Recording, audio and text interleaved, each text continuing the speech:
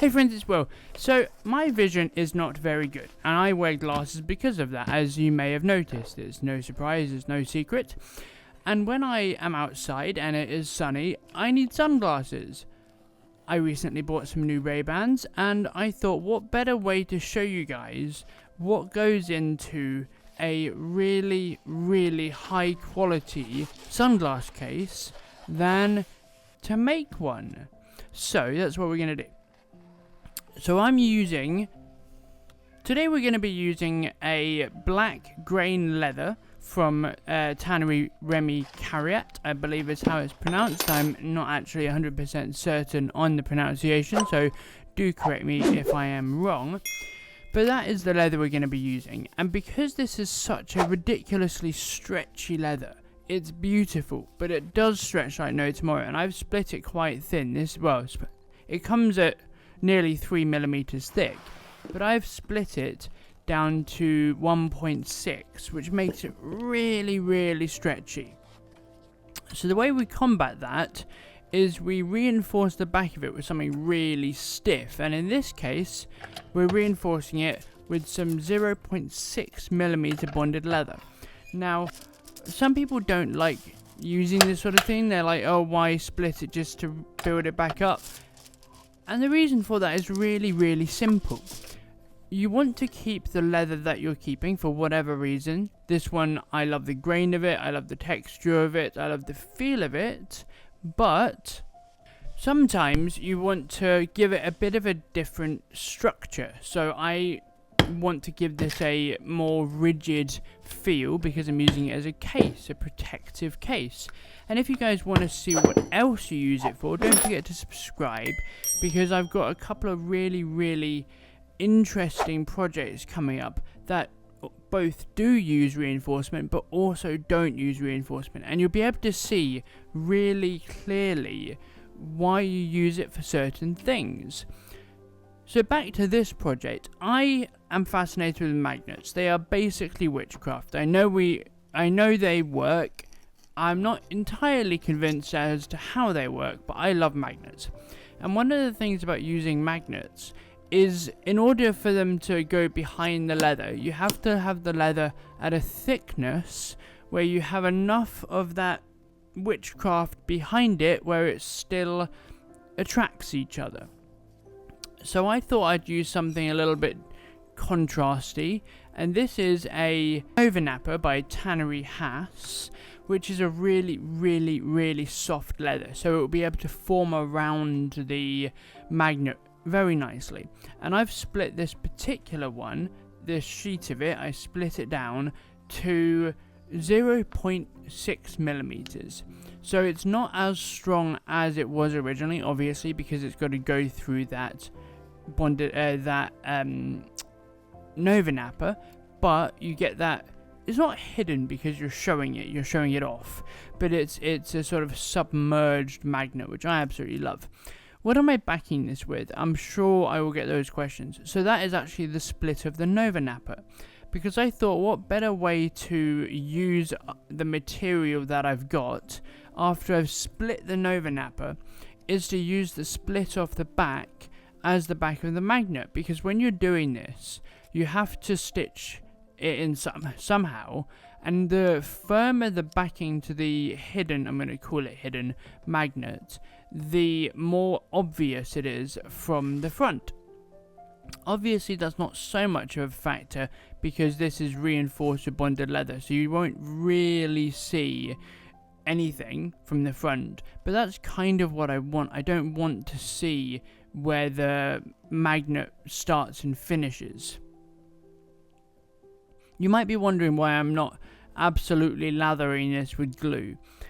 I just want it to stay as still as possible whilst I stitch it. I don't want to actually completely laminate it in place. I want there to be some flexibility, because if I can glue it all the way to the edge, even with the bonded leather in place, you'll still see that ridge where you go from the leather underneath to the leather on top.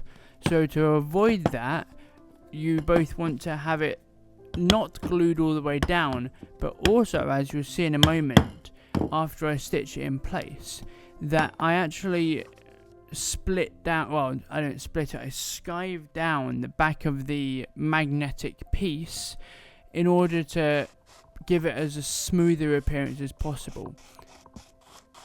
Isn't this grained calf just absolutely stunning? I love it. This is the problem with magnets, everything sticks to them. But after you've tied off that edge, the ends of the thread, and you've snipped them off, I just use a little knife, I'm going to go back, obviously after I've hammered it. Always hammer your threads. Always hammer your threads. It looks so much nicer when you hammer your threads. I'm using the creaser from Junlin Leather, which I absolutely love, for the record. He sent it over, and it is beautiful. So I'm using a 3mm pricking iron. These are from Pro Italia Plus here in the UK. I've got a couple of reviews planned of different pricking irons, so don't forget to subscribe for that if you want to see them. But we're now going to put on the lining. You will see me scribe down the back of it in a minute, I promise. I didn't lie to you. You will see that. But on another note, when you are gluing on a curve, so my pet hatred that I have developed over the years is fully gluing anything. I hate it. I think it looks really, really cheap. And it looks like you don't know what you're doing because you're using glue on absolutely everything. You don't need to use glue on everything. You just don't. But so that's my pet hatred.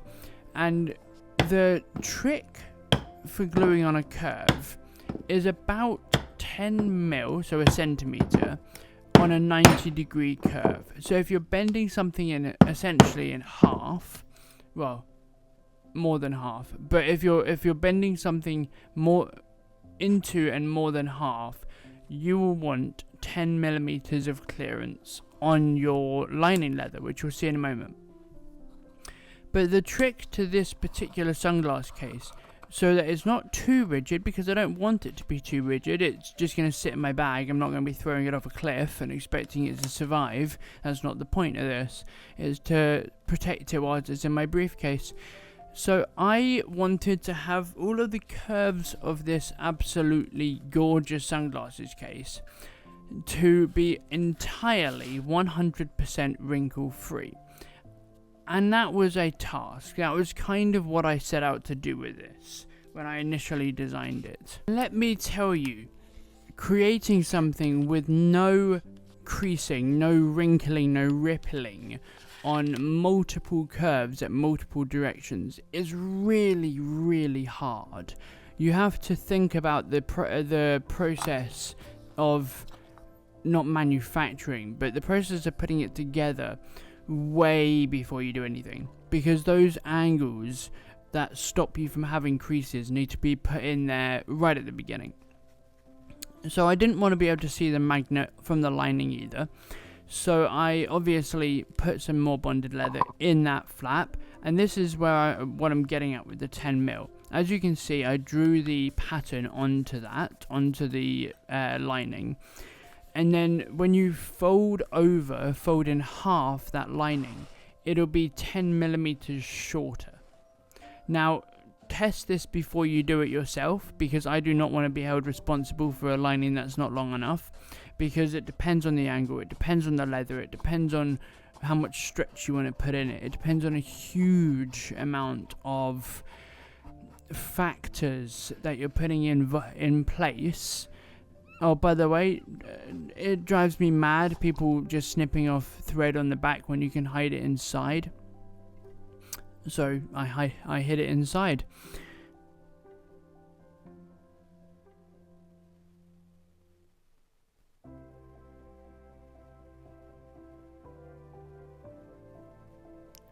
There's nothing more satisfying than a straight cut with a beautiful Japanese blade, is there? Nothing more satisfying. But anyway, back to the build. So this is not paint, this is sealer, because all of the materials involved with this, bonded leather, the grained calf and goat, are super absorbent. So unless you want to spend the next 3 hours putting a million layers of paint on, which I don't have time for, I use a sealer. And then after that's dry, I paint it, obviously. But this is what I meant by skiving down the back of it. Because I wanted to keep this as invisible as possible. And having that really, really smooth makes it as invisible as possible, basically. One of the other things about only gluing the very, very edge, and yes, I have skived down the edge of it with my skiving machine, but I'd not set up to record that, so I'm sorry about that. But one of the other things about just gluing around the edge means that if I ever need to repair this, if I ever need to change this, I can. If I ever need to unstitch it, pull the lining apart, and, I don't know, restitch the top edge or something. Because there's no reason this can't last for decades. Absolutely no reason. I fully laminated the bonded leather, so that's not going anywhere. But that's just to give it rigidity. But these 90-degree bends stop that bending part of the case from having a crease in them. And that's the same with this part. If I glued it flat, just around the edge, and then I bent it in half, I would have a massive crease on the bottom, which I just simply don't want. So this really is a lesson in folding stuff. It's basically origami, but for leather. Now you will see at the end a little, not mistake I made. I won't call it a mistake, but it was a design choice change that I made right at the end that you will see. So don't forget to keep watching for that if you want to see me adjust my design. Let's put it that way.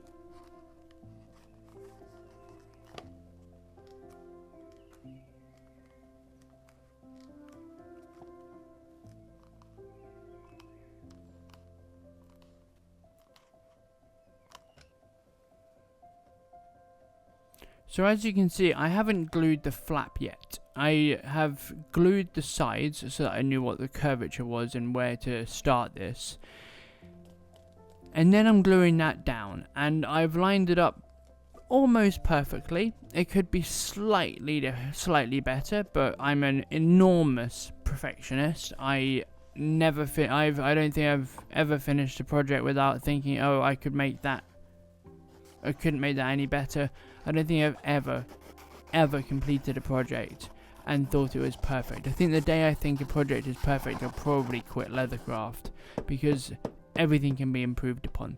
But it's as close to perfect as I'm happy with it. Let's put it that way. I'm happy with it. But anyway, here is my design change. Well, we're almost there. Hang on. You can see that I was getting ready to finish it, and then I decided, actually, you know what, I'm going to do one final Hail Mary to perfect this, and this is it. So, the magnet would have kept it completely closed at all times.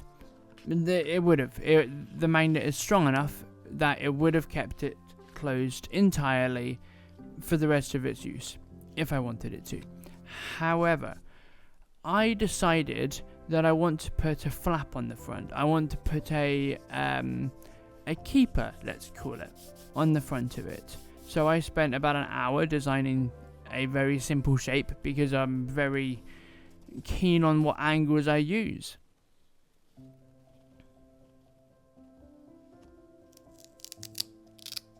And yes, I have put bonded leather on the back of this like I did with the rest of it because I wanted to keep it that rigidity. That was the entire point of it.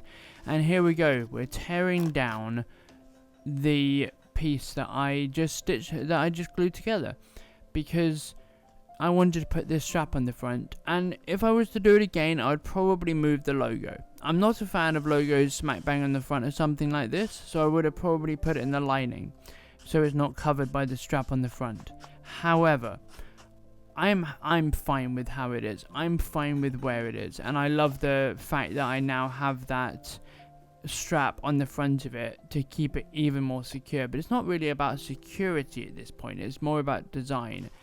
And I'm really proud of this design. And this is the final glue up. This is the final stretch. You've made it to the end of the video. You almost get to see the finished result. So thank you very much for that. And I will remind you one more time to click the subscribe button. It's free and we're doing super well. So please do that. Oh wait.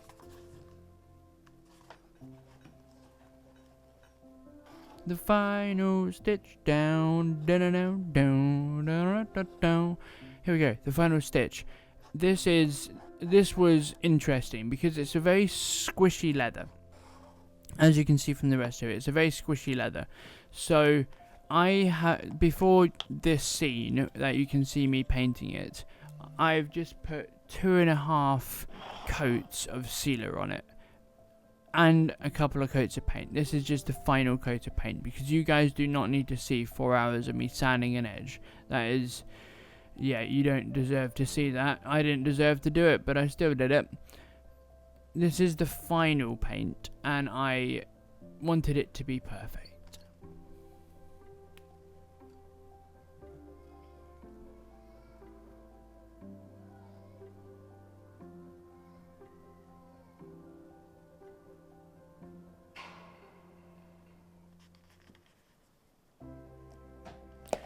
Thank you guys so much for watching. As always, I am very proud of what I've made. I'm not always proud of what I make, but I am very proud of this.